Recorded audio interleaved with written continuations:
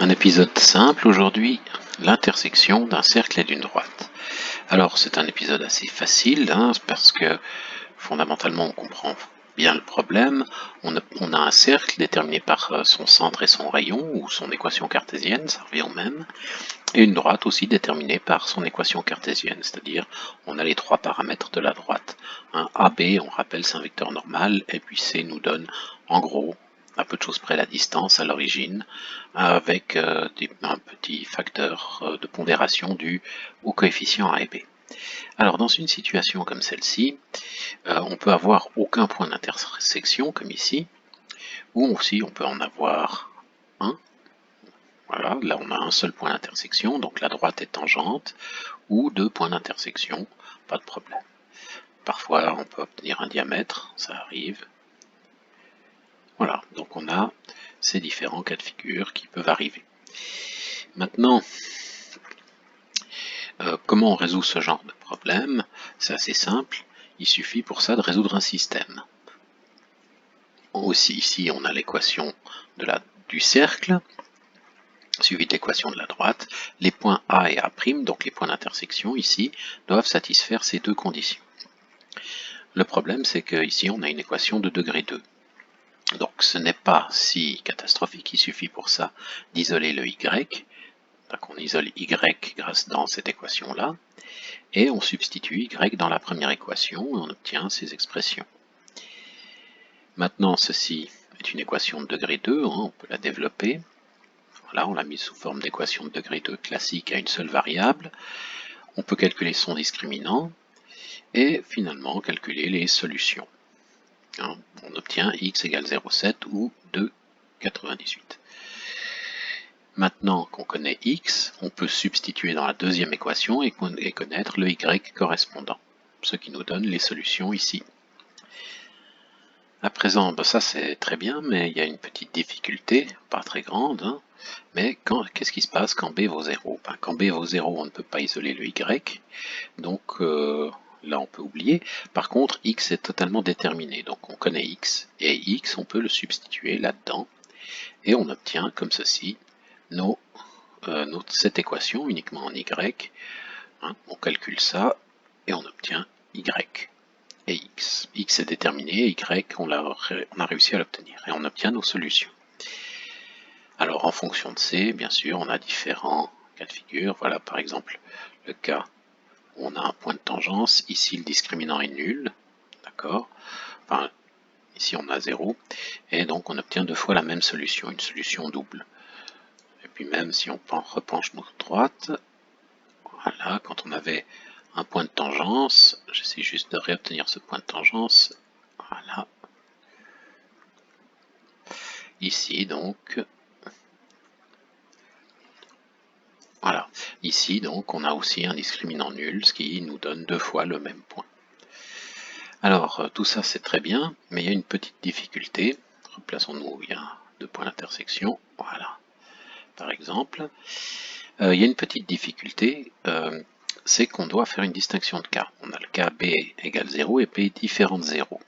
Alors si on veut le faire, on peut informatiquement, si on veut programmer la chose, on peut tout à fait le faire informatiquement et distinguer ces deux cas.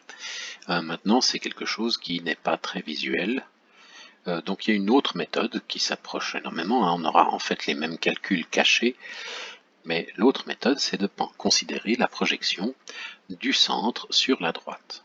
Prenons peut-être un C différent, voilà. Donc la projection C' du centre C sur la droite. Le vecteur C' est facile à calculer, c'est une projection sur une droite. On se souvient de ce qu'on avait fait sur les droites, ça nous donne ce vecteur-là. AB ici est un vecteur normal, donc ça nous donne ceci. Et puis on a des triangles rectangles ici. On sait que la distance entre C et A doit être égale à R parce que A est un point du cercle. Ici on a un triangle rectangle, on connaît la longueur CC', on est capable de calculer C'A. Alors C'A, du coup, ça nous donne cette formule-là. Ici c'est donc un vecteur directeur que l'on a rendu unitaire en divisant par sa norme. Pourquoi on doit faire ça? Parce qu'on sait que on doit aller dans la direction de la droite, donc dans la direction du vecteur directeur, sauf qu'on doit contrôler la norme de ce vecteur. On a une contrainte sur la norme de ce vecteur, donc on doit le rendre unitaire. Bon, ben maintenant on a fini, puisqu'on est capable de calculer CC' et C'A, et C'A', c'est juste l'opposé. On est capable de déterminer CA. Puis avec CA, on connaît les coordonnées du point A. Donc, si on déplie la formule jusqu'au bout, ça nous donne cette chose-là. OA, c'est le vecteur dont les composantes sont les coordonnées du point A. Alors on l'écrit comme OC plus CA. CA, c'est CC' plus C'A. Et maintenant, on peut remplacer par tout ce qu'on avait calculé avant. Alors ça nous donne cette chose-là. On peut encore réécrire sous cette forme qui est un peu plus simple. Et en l'occurrence, pour ces points-là particuliers, pour la configuration qu'on a ici, on obtient ces composantes de vecteurs et on peut comparer avec les solutions qu'on avait trouvées, ce sont les mêmes. Alors, on peut changer un petit peu les valeurs, on peut changer le rayon, on peut changer la position du centre, point. Voilà, C, B. Voilà, on trouvera toujours, remontons un peu le centre, voilà, on trouvera toujours donc nos solutions grâce à ces méthodes-là. On pourrait se demander si c'est pas beaucoup de calculs ici, comparé à ça.